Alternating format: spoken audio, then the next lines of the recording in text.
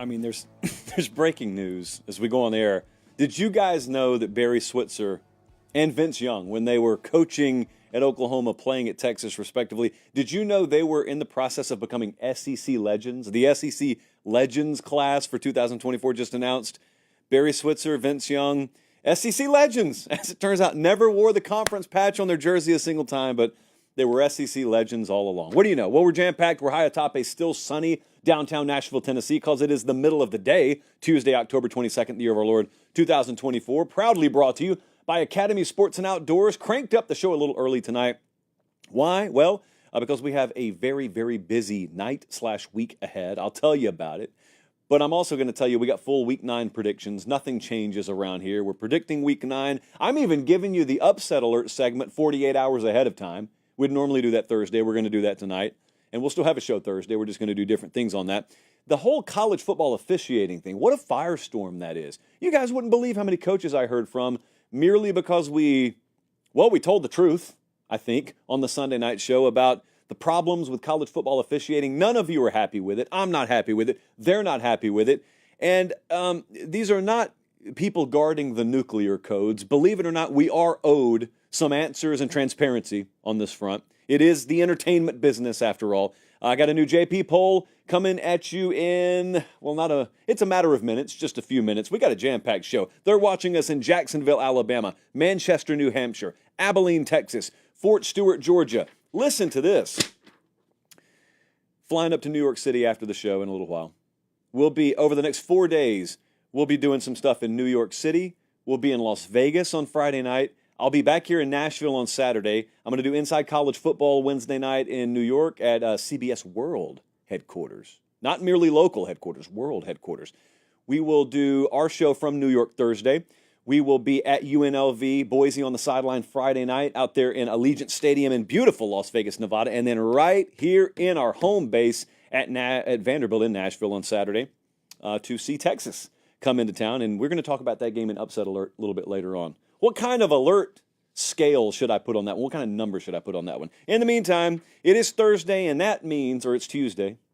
Yeah, that means around here it's prediction night. Happy to have you with us. LSU plays Texas A&M this Saturday. It's a 7:30 Eastern time kick on ABC. What we get here, so everyone's clear, is we get Kyle Field at night. And for all the Autzen love that this show has participated in, and all the Nealon love that this show has participated in, and rightfully so, Kyle Field can bring it too. Kyle Field can turn a game too. And one of the big arguments I have with some folks in the data and analytics community is the impact of home field. I believe in it. I believe in it a lot. Kyle Field could really sink its teeth into you if you let it. The home team has won 7 consecutive games in this series. And don't let the press clippings convince you otherwise. These are the 2 top teams in the SEC right now. Maybe not in the JP poll, maybe not even in the AP poll, but in the outright standings in the league, you got 2 undefeated teams in the conference. And it's LSU and Texas A&M. So I have a question for you as we open this show on this Tuesday. Do you believe in Connor Wigman? LSU fan, A&M fan, Nebraska fan, for all I care. Innocent bystander. Do you believe in Connor Wigman? I'm going to tell you why that's a very important question. Number one, because he is one of the starting quarterbacks in this game. Number two, he looked brilliant against Missouri, did he not? We were there. We were on the field. We saw it. And then he was very suspect against Mississippi State last week coming out of a bye. Threw 2 picks. Had another 4 balls that we think were turnover worthy, so it could have been a disaster of a game against Mississippi State. And so, which Connor Wigman are we getting here? This is probably the best pressure team that he will have seen. LSU has gotten themselves righted in a lot of ways defensively, pressure chief among them. And he being Connor Wigman, 3 multi-interception games in his last 7 starts.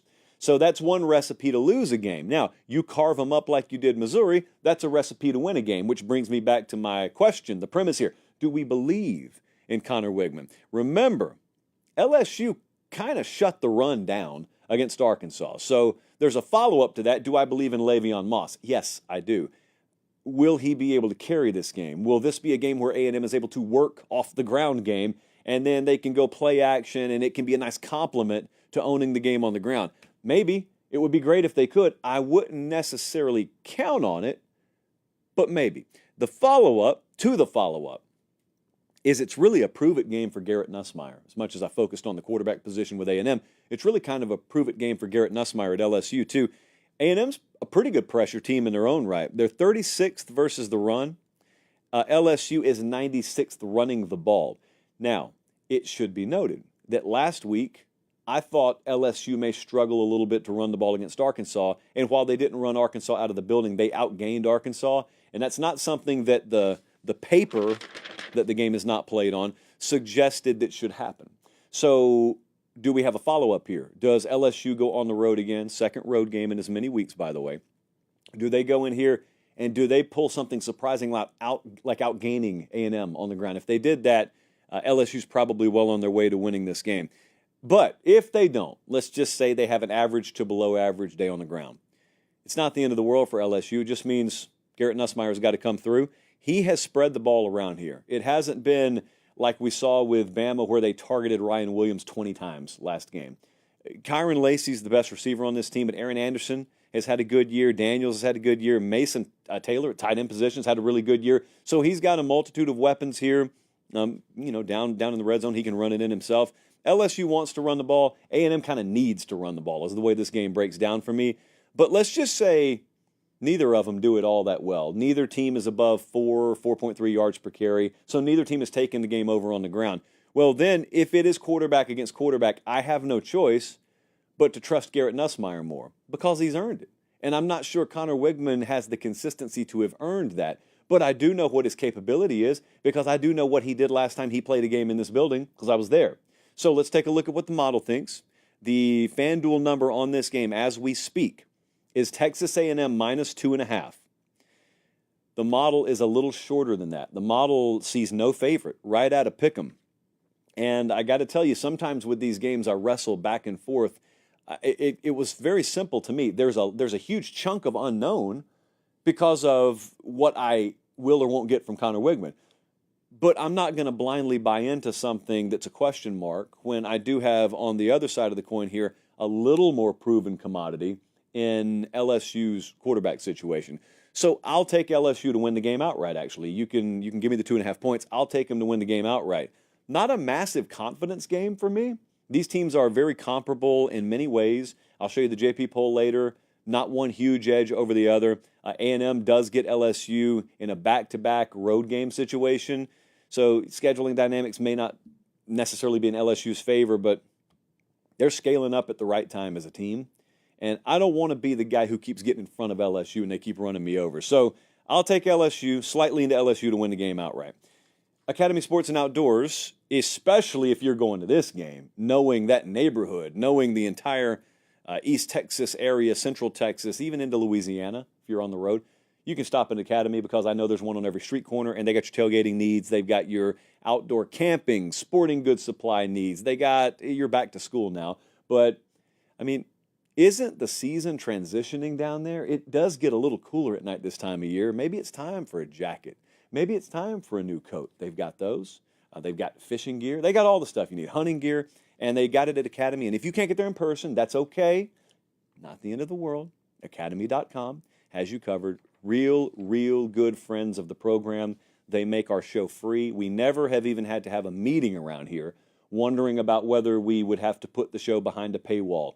Will we have to crowdfund and crowdsource? We don't have to worry about that because of partners like Academy. They step up and say, what do you need from us? And we never have to ask twice. So I will ask you once and not twice. Just check them out for all of those needs and then some. Let's move right along because I think something is headed our way. I think something's headed our way. I think that something is November Chaos. It's not quite a Guns N' Roses song, but it could have been one.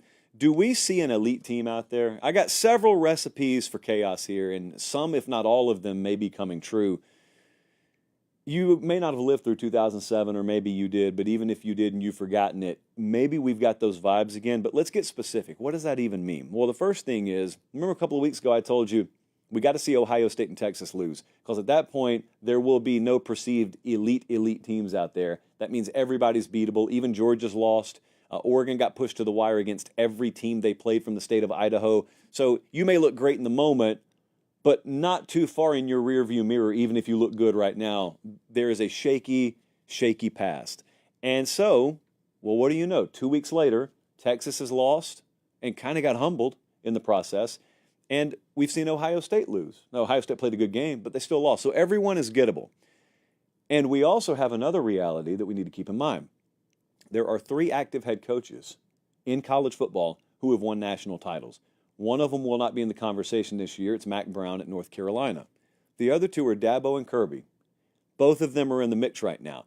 Outside of that, no matter who it is that starts to emerge down the stretch, none of them have been there before. Or in the case of Orion Day, he's been there in the national title game, but hasn't won one and got blown out in the title game. So there are going to be a lot of new heads at the table, regardless of who emerges here, because we've got a 12-team playoff this year. But if we don't have an elite team, that's a precursor to some really, really crazy stuff. Like this weekend, we've got a weekend where a lot of these teams are big favorites. Oregon, I'll just randomly pick the Ducks. They're playing Illinois. None of you are paying attention to that game. They're a 3-touchdown favorite. If we have elite teams, you have reason not to pay attention to those games. If we don't have elite teams, you cannot take any of these Saturdays or even a block on a Saturday for granted, because you have no idea what could be sprung on you.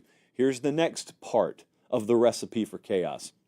We got 2 conferences right now, the Big Ten and the ACC, where the conference officials, the powers that be, just have their fingers crossed that they don't arrive at a doomsday scenario. And that doomsday scenario is that they have 3 undefeated teams in conference play. And because we got rid of divisions, this is possible, albeit a small mathematical possibility.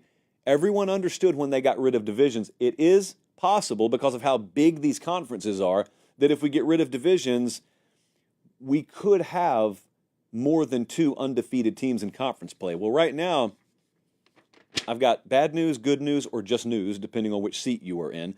Oregon is undefeated. Penn State is undefeated. Indiana is undefeated in conference play, and they don't play each other.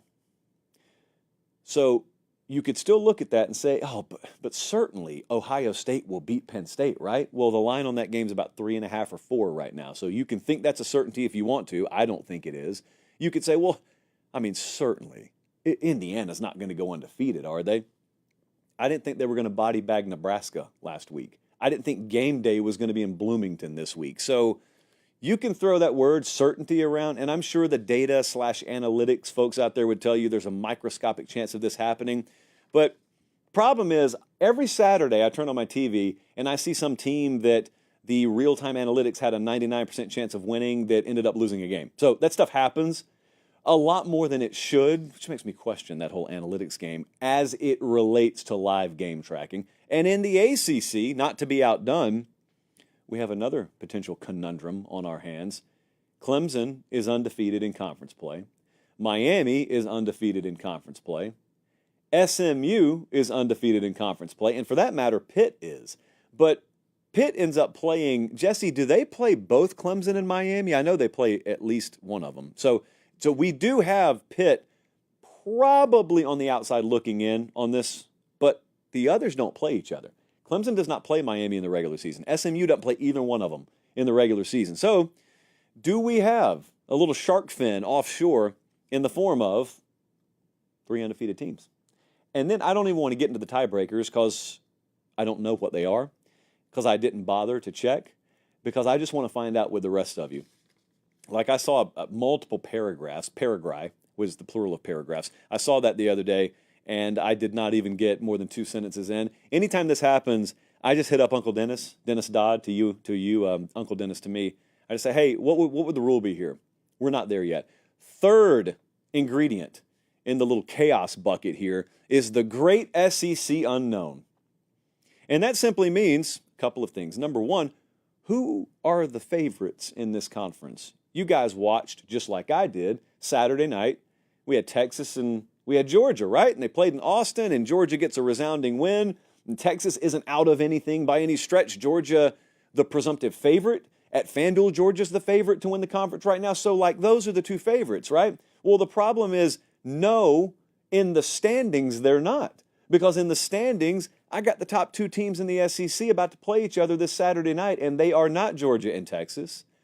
They are LSU, and they are Texas A&M. Now, I know what you assume. One of them's going to lose Saturday, and then the one that remains undefeated, they'll drop a game because you probably don't think A&M and or LSU are good enough to go undefeated in conference play. And you know what? I probably agree with you. The model probably agrees with you. But let's also remember something else. Maybe Texas isn't done losing. Maybe Georgia loses another game. There are no foregone conclusions in college football this year. And so, however that shakes out is however it shakes out. But then the follow-up to that, part 2 of the great SEC unknown, is how many 2-loss SEC teams will profile as playoff teams against, let's say, teams from other conferences? Because we are headed towards a world now where maybe we were wrong. Maybe there won't be a 3-loss team in the playoff. Maybe as it's stacking up right now, what do we have, Jesse? We've got 10 undefeated teams right now.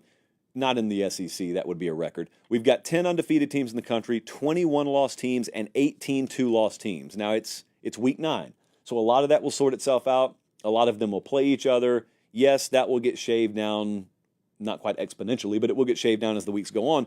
But as it stands right now, I get it if you tell me that you don't think there's going to be room for a 3-loss team. I had many of you DMing me that. So let's just, for the sake of argument, say you're right. And let's say there are enough 2-loss teams. Well, that leads us to a big mess. And it leads to future ramifications on it, because at that point, you're going to have, let's say, a 2-loss Tennessee or a 2-loss Missouri, a 2-loss LSU, or who knows how it shakes out. The point is you're going to have a little batch of 2-loss SEC teams there. And then maybe you have a 1-loss team from the Big 12, or maybe there's a 2-loss team from the ACC whose second loss was in the conference title game. And you're going to have to ask yourself, if you're a committee member, who deserves to be in. And I have told you, as I did call this in the spring, and I'll tell you again, I've told you, I don't think the pendulum automatically swings towards the SEC. I think the opposite could happen. And what I've meant by that is, you think the SEC may get blind benefit of the doubt, and they may. But there is another world where the committee looks and says, well, we've already put 3 SEC teams in, or 4 SEC teams in, and if it comes down to an A-B resume test, and you're measuring whether to put a 5th SEC team in versus a 2nd Big 12 or ACC, I'm not quite sure it just blindly goes towards the SEC, although most people think it will. I'm not totally sure you don't have committee members say, well, the SEC's already got 4. I mean, we need to give another one to someone else. These are humans. They're not all from the SEC, by the way. These are humans on that committee, so that could happen. And the reason I mention ramifications is because the SEC, just like the Big Ten, had their little summit here recently in Nashville, and one of the main topics of conversation is, if we don't get enough playoff spots, are we going to sign off on this format beyond 2026? Spoiler alert, they are not. So if Greg Sankey looks and thinks that his member institutions got screwed out of playoff spots, or Tony Petitti in the Big Ten, or doomsday scenario, both of them feel that way, they could just take the old proverbial ball and go home. That'd be chaotic for all the wrong reasons. There is another just pure picture of chaos out there. It's called the Big 12. It's beautiful. We call it America's College Football Conference on this show. So I always encourage you to enjoy the Big 12 for what it is. The Big 12 is a standalone product. The Big 12, you don't need playoff implications on the games because every one of them's close, every one of them's competitive, everybody can challenge everybody on any given Saturday. It is the most pure any given Saturday conference out there. Even above and beyond any of the others, the competitive balance is insane week to week in the Big 12. Now, mathematically, that means you got a low likelihood of teams going undefeated. And you also, in general, even if someone does go undefeated, should understand your future national champion's probably not in the Big 12, which is A-OK, because it's okay to just enjoy a conference for what it is, and that is a standalone Saturdays in the fall special. Having said that, that is not the structure of the playoff. The structure of the playoff is such that if you win a conference, you're probably getting an auto bid, and the Big 12 champ will. And then there's the follow-up question, which becomes more and more relevant by the week. and that is, as unlikely as it is, what happens if Iowa State and Brigham Young face off undefeated in the Big 12 title game? The winner goes to the playoff and has a top 4 seed. What happens to the loser? Pause, just for effect there. What happens to the loser of that game? It's unlikely, but not impossible. We're sitting here in a world where my working theory is the committee is not going to punish the loser of the SEC championship game too much, or the loser of the Big Ten championship game too much. I don't think they're knocking that loser down behind teams that sat idly by on Conference Championship Saturday, because that paints the picture that you got punished for playing in your conference title game. But I'm not sure how they'll handle the loser of the Big 12 championship game. And so that is a great unknown, because that could be chaotic. Everyone's just counting on the Big 12 conference title game loser to otherwise not have a resume that warrants one of those playoff spots. And I agree with you. That's what I expect too. But what if we're wrong? And then let me also remind you, Kansas State is still in this thing with 1 loss. We have got Texas Tech that's got 1 conference loss. Cincy's got 1 conference loss. You know who else only has 1 conference loss? Colorado. So here's another little scenario. Let me kick you this. Let me just say Iowa State goes undefeated and they're playing in the Big 12 title game. And let's say Colorado plays them and they're 10-2. They're 9-3. But they're there. They emerge from the wreckage and they're there and they win the thing. They're the automatic Big 12 representative as the conference champ. How does the committee handle 12-1 Iowa State or 12-1 Brigham Young if it's them?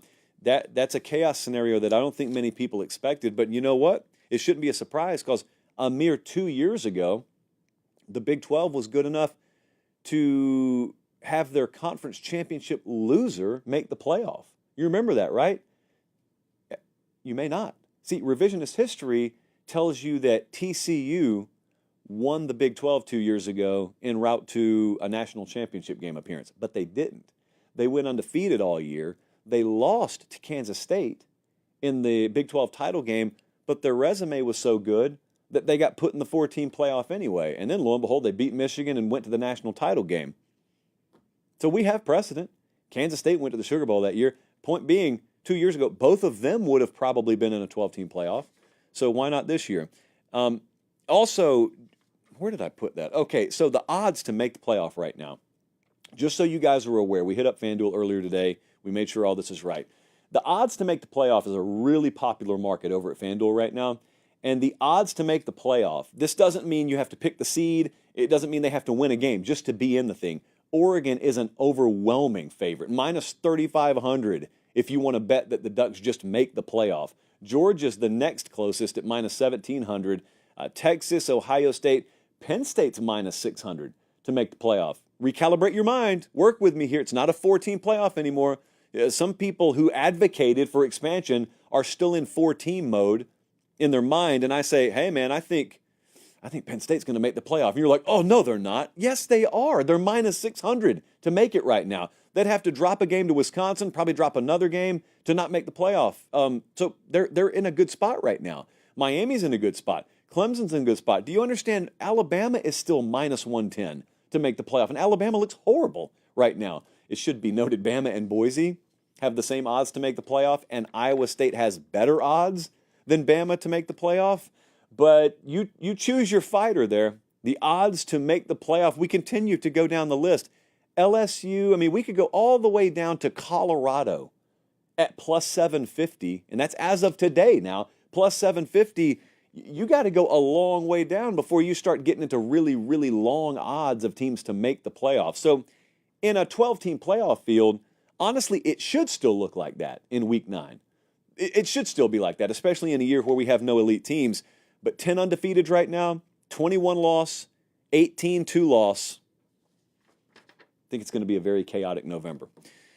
Doesn't have to be chaotic for you on the road, though. The answer is Quick Trip. It's as simple as that. When we needed someone to fuel our tour this fall, the whole new Saturday tour, Quick Trip, duh.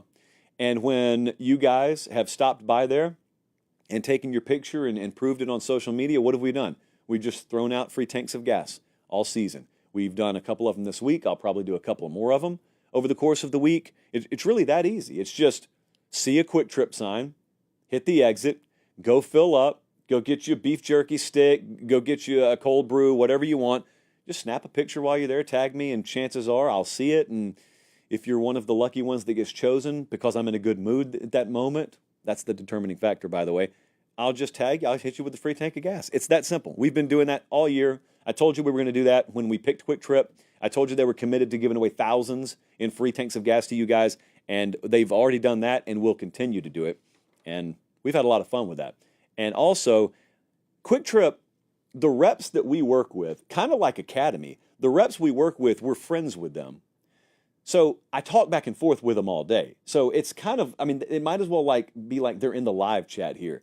That's the back and forth we have with them. 90% of it is not about our deal with them. In fact, 99% of it's not about our deal with them. It's just, hey, is Oklahoma going to resurrect their offense? Or can A&M make the national championship game? These sorts of things, the things that normal guys talk about with each other. But we appreciate Quick Trip fueling the whole new Saturday tour, which will go to Las Vegas Friday night for Boise State versus UNLV. And then they fuel up the jet, and we fly back to Nashville, and we'll be on the sideline for Texas Vandy Saturday. And we look forward to our first 2-stop week ever. Is this the first time we've ever done that, Colin? I think on the record it's the first time we've ever done it. I may have snuck in a building or two off the record in the past. But yeah, we appreciate Quick Trip. Okay, back to business. It's time to get very controversial. Appreciate you guys watching live if you are, or watching the replay or listening to the replay. Just make sure you are subscribed. I'll talk more about subscriptions in a little while. JP poll, week 9, it is here. The paper is still hot. That's how fresh it is. This is not rankings. This is power ratings. Why do I do this? You guys know. And those of you who don't know, you're probably not listening anyway at this point. Point being, this is going to sound a whole lot different than the AP poll because this is about neutral field favorability. I mean, Washington last year never cracked the top 5 for us, and they went to the national title game, and yet we were right about Washington. We were just wrong about Washington. I hope that made sense. Okay, let's go. Ohio State is still our number 1 team. So the model would favor Ohio State against anyone on a neutral field right now. There's the casual Carl. We open the door. Yes, casual Carl. Excuse me, Ohio State just lost to Oregon last week. How could they be ahead of Oregon? Well, because Ohio State would be a 2.5-point favorite over Oregon if they played right now on a neutral field. Well, that's just your opinion, bro. No, we confirmed it with FanDuel. Carl, where are you going? There goes casual Carl. So Georgia's number 2. Oregon's number 3. Texas down to number 4. Clemson is at number 5. Quick note, Georgia versus Texas has seen some movement, predictably. Georgia, the model would currently favor by 4 against Texas on a neutral field. So what did that line close at, like 5, Jesse? Georgia was an underdog against Texas in their building. That's swung fairly significantly based on the outcome. We'd favor Georgia by 4. We got Ohio State -9 against Penn State on a neutral field. Ohio State will play at Penn State next week. And I mentioned Penn State because we don't have them in the top 5. We're a little bit lower on Penn State than the AP is. So let's move along, and I'll show you where Penn State is. Miami is at 6. Poor defense, excellent offense. It is a year of flawed teams. That's why Miami can be that high. We'll see where they go from here. Ole Miss is at 7, heavily detached from the AP. The model is still quite high on Ole Miss. But the caveat there that we cannot factor in predictability is the team still all in? They play this weekend, I think Oklahoma. But if they're still all in, then that'll be a dogfight for Georgia down the road. If they're not, then it's a very winnable game for Georgia. It's winnable anyway, but it becomes very winnable. And we're very wrong about Ole Miss. So if they're still all in, I'm confident that Ole Miss, power ratings-wise, is at least a top 10 team. We'll see. Penn State, we're a little detached from the AP poll. Not terribly. We've got Penn State at number 8 right now. I'll just quickly tell you, Jesse, where does the AP have Penn State? Number 3? Okay, so we've got Penn State. I mean, we've probably got them. There's probably about a 4.5-point gap between our number 3 team and our number 8 team. So it's not that huge. Tennessee is at 9. I don't think that's Tennessee's ceiling. So if we saw the offense click into place, if we see consistency in the passing game from Tennessee, they can be a top 5 team. Tennessee's extremely dangerous. If their offense and the explosivity in that offense catches up with the ground game and the defense, that team can be a top 5 team. Don't give up on them. LSU, same thing. LSU, I don't think they've hit their ceiling yet. Total wild card team. Right now, if we put LSU versus Georgia, neutral field, we'd favor Georgia by 11.5. Just to give you an idea of the gap there. Moving along, number 11, we've got Notre Dame. Bama is down to number 12. A&M is at 13. Iowa State's at 14. We've got Bama -3 versus Iowa State if they played today in football. And Indiana is at 15. Now, I need to tell you, Indiana's at 15 with Rourke still at quarterback because he's going to miss one game. We have not knocked Indiana down. If he was out for the season, we would. So this is with their quarterback, their number 15. Moving on, 16 is Kansas State. 17 will just blow people's minds. Florida, we think, is a really good team right now. This is not about what their record is. It's not about what they have done. It is about here and moving forward, future predictability, neutral field. We had them 24th last week. They were an underdog to Kentucky. We made them one of our best bets. They blew Kentucky out. So it does not matter if they lost a game in week 1. It matters what they are now. We think they're a top 20 team right now. Here's what I want you to pay attention to. I think they're off this week. So most people don't think Florida is this good, period, which is okay. But they're also going to play some teams ranked ahead of them or power rated ahead of them in the coming weeks. If they lose to Georgia in Jacksonville, but it's around what the spread says it should be, Florida's not falling. If they lose, who else do they play? They play Texas, I think. If they lose to Texas, roughly in par with what the spread says, or they cover, they're not falling. So my point is, Florida could lose a few more games here, and if they play in line with what the model thinks they should do, they're probably not going to fall. Now, if they get blown out, that's a different story. If they quit, that's a different story. Wisconsin is number 18. Notice they play Penn State Saturday. They're less than a touchdown favorite, by the way. Penn State less than a touchdown favorite. So we'll see if Wisconsin's real or not. SMU is at 19. One of our best bets of the week is SMU at Duke. And USC is down 5 to 20. Same question here. If I know that USC is still all in, this is about where they should be. In neutral field favorability terms, they should be about at 20. They've got some close losses. This isn't a ranking, it's a power rating, so they're not falling off a cliff because they're losing close games. Having said that, if the team's not all in, then there's no floor. They could fall precipitously. We don't know where they are yet on that front. Boise is at 21. Virginia Tech is back. Virginia Tech has jumped up 6 spots. They are number 22. Right now, Clemson would be a 13-point favorite according to the model against Virginia Tech on a neutral field. Clemson goes to Virginia Tech in a few weeks. So we would make that one around Clemson -9, Clemson -10. Louisville is 23rd. Iowa falls to 24. South Carolina is power rated 25th in the JP poll. And because many of you will want to know, Brigham Young did not move. They are number 30, despite the fact that they are undefeated, and they should be ranked where they are in the AP. These are power ratings, and there certainly are several teams that would be favored against Brigham Young if they played neutral field today.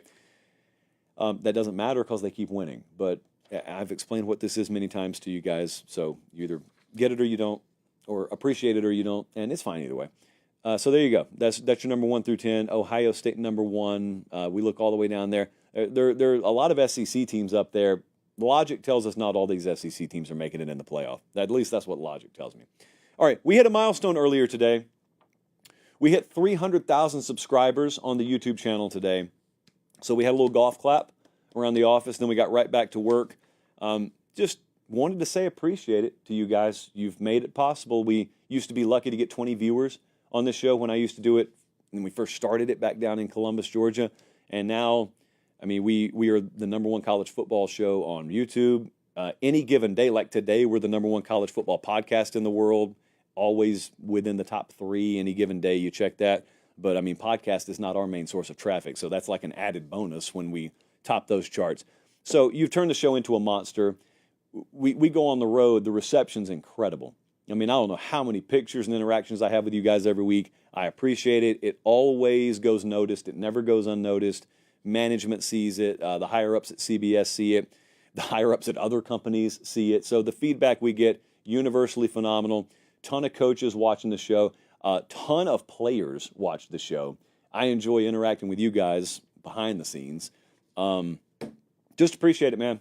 Don't know what else to say. We don't even think we scratched the surface of what we're capable of with this. There is a ton of transition that's happening in this whole like media ecosystem, college football especially, and it'll really transform itself over the next 5 years. And you guys have gotten our show, and I say our very intentionally, to a position where we can kind of call our shot and we can do what we want to with it, and we can take it where we want to, and we can make it what we want to.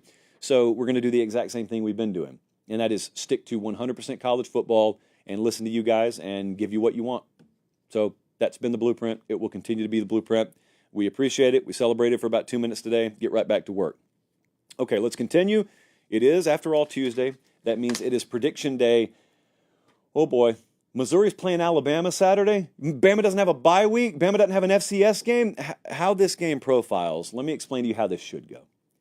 History has taught us that when you have a more talented roster, which Alabama is, and they come off a gut-wrenching loss on the road and they come home and they're in must-win, do-or-die mode, and they're playing a team that had a very suspect win the week before, then that home team should run away with the game. That is normally how this would happen.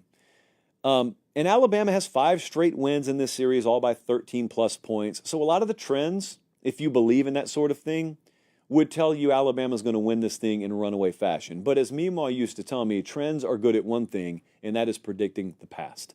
How do we predict how this game's going to go? Well, to predict this game, good luck, firstly. Secondly, to predict this game, you got to tell me what Alabama's offense is. Does anyone out there, Kalen DeBoer could call in if he wants to, explain to me what Alabama's offense is? Well, Josh, it's about explosive plays. Wrong. It was about explosive plays until they stopped being able to create explosive plays. They've got bad production from the running back position. This is pretty shocking. Alabama has been under 3.5 yards per carry at the running back position in SEC play, period. Haynes and Miller have not combined for 70 or more rushing yards in a single SEC game. And I'm telling you that is a glaring problem because I'm telling you that offensive staff thought that those two were two of the keys to the offense. And so you got that as problem 1 of 19. And then 2, because you don't have a run game, no one has to respect any kind of play action. And therefore, number 3, it really comes down to Jalen Milroe being able to run the ball and throw the ball. And he hadn't been able to run the ball worth anything recently. So it just comes down to him throwing the ball. And you saw how that turned out against South Carolina and then especially against Tennessee. So what are we reduced to here? It's an identityless offense. That's really what we're reduced to. And Milroe's thrown 6 picks in the last 4 games. He's been sacked 9 times in the last 3 games. One of the most hideous offensive performances that you will see this team play was last week on the road at Neyland Stadium. And Tennessee had a lot to do with that. So if that's the case, then it won't carry over, right? Alabama will right the wrongs. I think he's banged up physically. They will never confirm that, nor should they, because it's nobody's business. But you will not convince me he's playing at near 100% right now. Now, having said that, they're going to play the game Saturday anyway. And Alabama is a 13.5-point favorite against Missouri anyway. So I think third down is extremely important for Missouri's defense. I want you to listen to this. Alabama's offense has been in 53 third down situations this year.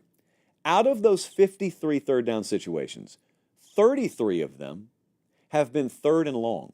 That means 3rd and 7+. They've converted 5 of those 3rd and longs. 5 out of 33. That's 15% they're converting on those 3rd and longs. They're 127th in the country in that metric. But here's the good news for them. On 3rd and short, 3rd and 3 yards or less, they're 18th in the country. They're okay if they can stay on schedule. But because the elements of the offense they need to be there haven't been there, and because they're penalized every other play, they haven't really been able to stay on schedule. And the news gets worse when I tell you Missouri is a top 10 defense on 3rd down. So right off the bat, there's just a glaring red light here that if Alabama continues to do what they've been doing and they can't stay ahead of schedule, Missouri can mess you up here. Any team can mess you up if you stay behind schedule that much, but Missouri can especially. So that's part one for Missouri. Part two for Missouri is, what do we need from Brady Cook at quarterback? Because he hasn't looked like himself all year either. I think physically he's been limited. Obviously, he had to leave the game last week and came back. It depends on what the style of the game is. See, last week, it turns out Tennessee could afford to get shut out in the first half and still win because Bama never pulled away, because Bama couldn't put together sustained drives. They couldn't take advantage of turnovers. So if that's the style you get, where you need 20 points to win, well, Brady Cook can give you enough. He can find Theo Wease. He can find Luther Bird in a time or two. But if Bama's offense does click this week and you need to get into the 30s to beat them, well, I don't believe in you if you need to do that against them. I don't believe in this Missouri team if they need to do that. So there's so much unknown in this game. Like normally my default would be, well, Bama will get right here. They'll get right at home. I cannot count on much of anything offensively with them right now. So let's take a look at what the model thinks. FanDuel's got this thing at Bama minus 13.5. The model's a little bit shorter than that. We got Bama minus 11. I don't know what else to do. Take Bama to win and Missouri to cover. I'm not betting on the game. I have no idea how you could ever say that you could see a Bama pull-away victory coming. Bama winning, okay, but them pulling away, winning the game by 2 or 3 scores, how do you forecast that? I could see it happening. I'm saying, how do you forecast that? It's kind of like Georgia-Texas last week. Georgia goes in there and plays the kind of game that they haven't played all year. They played a half of it against Clemson, and folks wanted to puff their chest out afterwards, who never gave a prediction beforehand. And I'm like, you're telling me you could see that game coming? Where did you see it coming from? It hasn't been shown to you all year. So likewise with Bama. We saw the first half against Georgia, and then after that, it has been kind of rough to watch them. If they play that kind of game again, okay, they'll win, they'll cover. How could you be confident in that? So I'm splitting the difference. Bama wins, Missouri covers. Let's move along, and let's take a look at a very sneaky game in the Big Ten. Very sneaky game. Penn State plays Wisconsin this week. Everyone's already focused on that Ohio State game next week. No, Penn State goes on the road to Wisconsin in prime time this week. Penn State got a little schedule break here, by the way, and they're fortunate because Penn State's coming off a bye, and the last time they played, they went on the road, they beat USC. Drew Aller got a little confidence about himself, but they're road tested. They've been to West Virginia, they've been to LA to face USC, so Camp Randall probably won't present anything new to them, and they're off a bye. But conversely, Wisconsin, they have been heating up, but this is their 5th straight game, and it's a back-to-back. They're off a back-to-back road stretch, I think. So Wisconsin, strangely, has settled into some sort of familiarity when it comes to what they look like on paper. Now, they're doing it a different way. It doesn't look the same, but they're playing good defense, and they're running the ball. It's just that Phil Longo running the ball looks a little bit different, but they're running the ball. Their last 3 games, they've allowed 6 points, 7 points, and 3 points. That's the good news. The other news, take it however you want, is it was Purdue and Rutgers and Northwestern. Those offenses rank 107, 77, and 129, respectively. So Penn State's a little bit different caliber team here. I said it against USC. I will say it again. This is the kind of game where the Penn State running game should be able to take over. Wisconsin is in the 60s against the run. I thought they'd do it against USC, and they didn't. They found a way to win, but Southern Cal outrushed them. I did not see that coming. That should not happen here. So it should be a game where those two can do a lot of damage, and then you can throw the ball. Wisconsin, top 10 statistically against the pass right now. I'm not sure they're that good. Top 10 good, but you ought to be able to run the ball here. What happens on the other side, though, if Penn State takes the run away? Tawee Walker at Wisconsin's had a couple of 100-yard games his last 2. I think he had 94 3 games ago, too. But Penn State's 10th in the country versus the run. USC found a way. I don't know if Wisconsin finds a way, especially with Penn State having focused on that so much over the past 2 weeks. What they can't do at Wisconsin is they cannot make this just fall on Braden Locke's shoulders, the quarterback there. Penn State's got the best pass rush he's seen. He's thrown an interception in each of his last 4 games. If it falls on him and they're having to play from behind, could be a long day. So let's take a look at what the model thinks. FanDuel right now is Penn State minus 6.5. Now, the model is high on Wisconsin. As you saw in the JP poll, it's got them top 20, maybe. It thinks the number on this game should be Penn State minus 3. I disagreed with the model last week and lost on the Bama-Tennessee game, but I'm going to disagree with it again here. I think Penn State will hit a stride coming out of the bye, and you'll find that Wisconsin is a good team, but maybe the model has them slightly overrated. James Franklin against anyone not named Ohio State and Michigan has been perfect for quite a while in the Big Ten. I think that'll continue here. I'll take Penn State to win. I will take Penn State to cover. Not a blowout, but I will take them to cover. The odds to win the Big Ten right now, Oregon, Ohio State, very comparable odds, and then Penn State at plus 330, and then it falls off a cliff. They're watching us in Madison, Mississippi, Aurora, Colorado, and Billings, Montana, along with Lynchburg, Virginia. Okay, we normally do this on Thursday, but I'm going to do this today. Upset alerts in Week 9. How concerned should we be on a scale of 1 to 10 with these games? Texas is coming here. Texas is coming to Nashville to face Vanderbilt. Texas is favored by 18.5. We already saw the Diego Pavia magic against Alabama. We saw him get off to a fast start. They have a long drive, and then they pick a ball off. I think it was a pick six, and they're up 13-0. You do that against Texas, anything could happen. Is that duplicable? I don't know. I will say this. I am fresh off watching Texas turn the ball over a lot against Georgia. Now, you could take that to mean it could happen again, or you could take it to mean it is a supreme focus point in Texas practice this week. All I'm saying is this is typically a get-right game. Don't be calling Vandy in 2024 a get-right game. You do that at your own peril. I'm going to put a 5 on this, the upset concern meter. I'm going to put a 5. Vandy has my attention. This game has my attention enough that I'm going to be there. And I have not taken the tour to a Vanderbilt game, even though it's like 5 blocks down the road from us. So I'm going to put a 5 on the upset alert concern scale there. Because still, if you're looking at the schedule here, I'm not always a big who have they played guy. But when you get exposed like you did to a degree against Georgia, then I do start to look. The Michigan win is what it is. UTSA, UL Monroe, Mississippi State challenged you a little bit. Oklahoma didn't, but Oklahoma couldn't score on me and Jesse and Colin. So the possibility is still there that you're overrated. Not the reality, but the possibility is still there. We'll see. I'm going to put a 5 on that one. Notre Dame is playing ranked Navy this Saturday. This is up in New Jersey at high noon Eastern time. Notre Dame's 12.5-point favorite at FanDuel. I've got a 7 on this game. I'll say I'm concerned about it. Navy is 95th in the country versus the run. So certainly Notre Dame should just have their way on the ground. That's the way this game should happen. It's not the way the games always play out.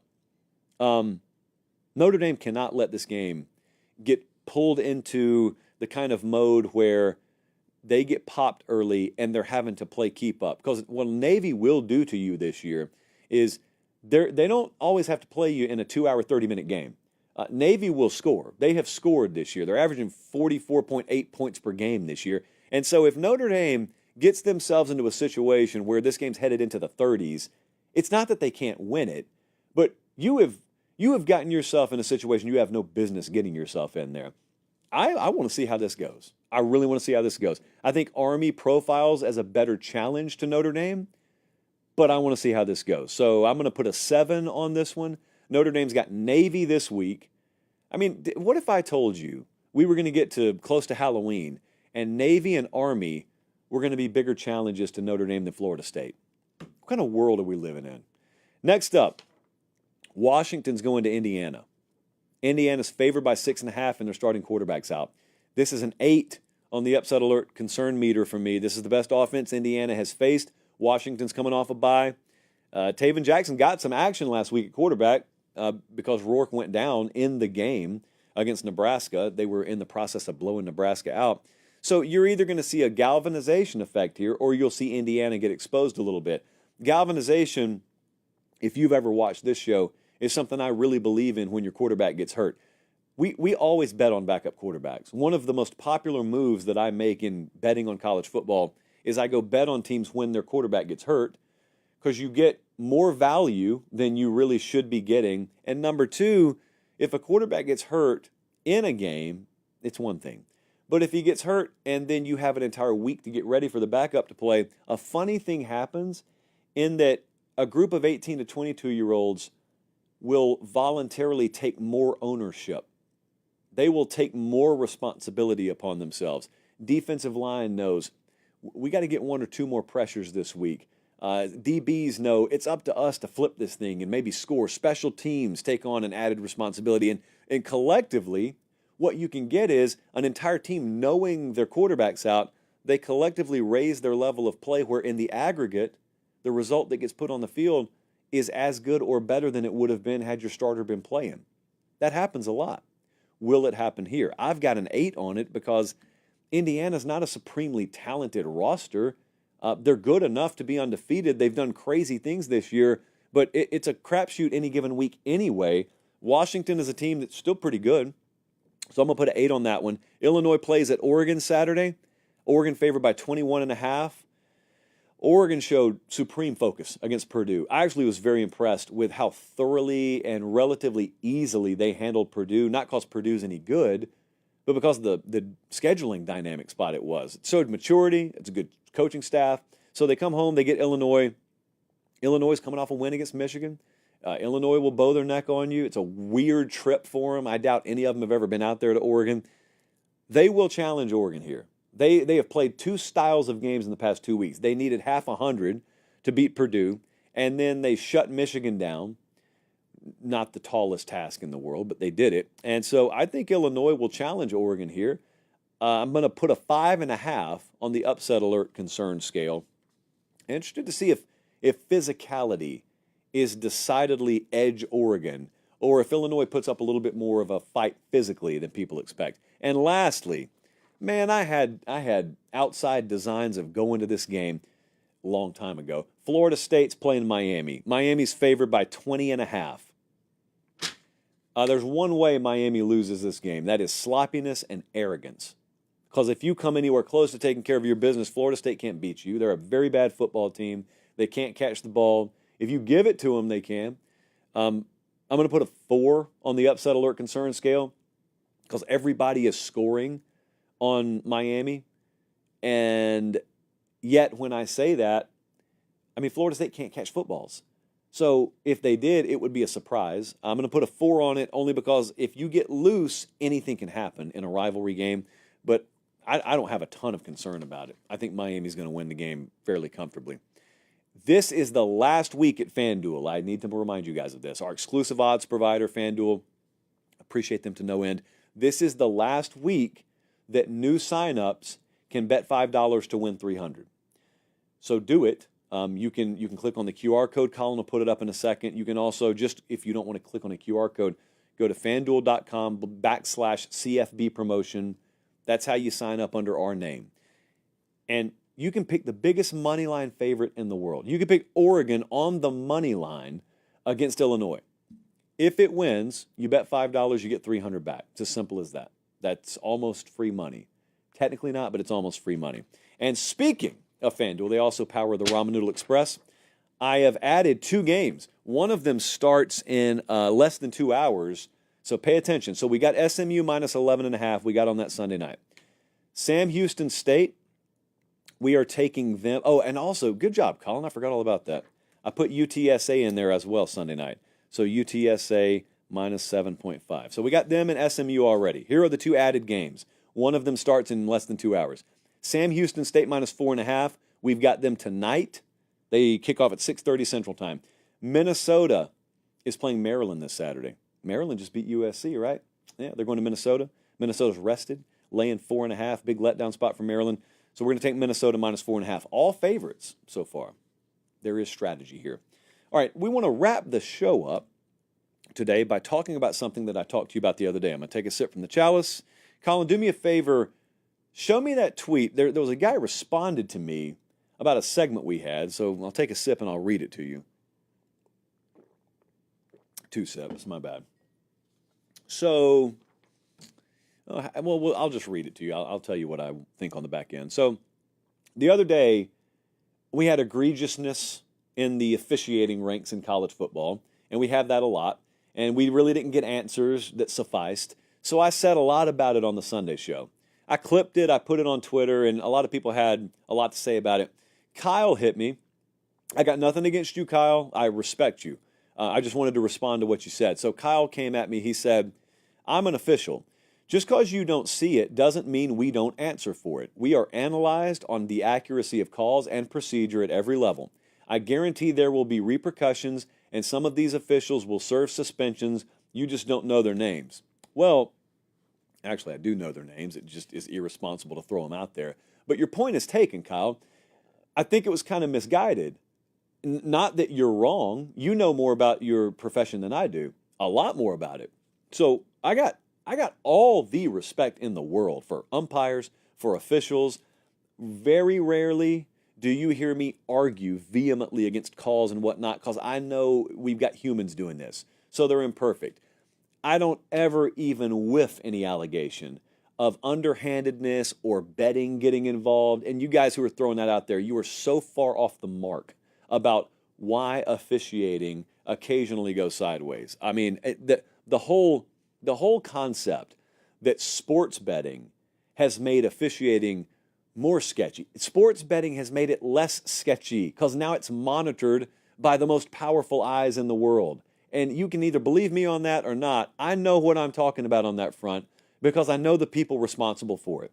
So sports betting proliferating the sporting community like it does and the legalization of it, I promise you, gets officiating more in line and makes it more likely that crooked officiating isn't tolerated anymore. So I don't ever go down that road because it's a waste of time. What I do say is there's no transparency in this stuff right now, and it's inexcusable.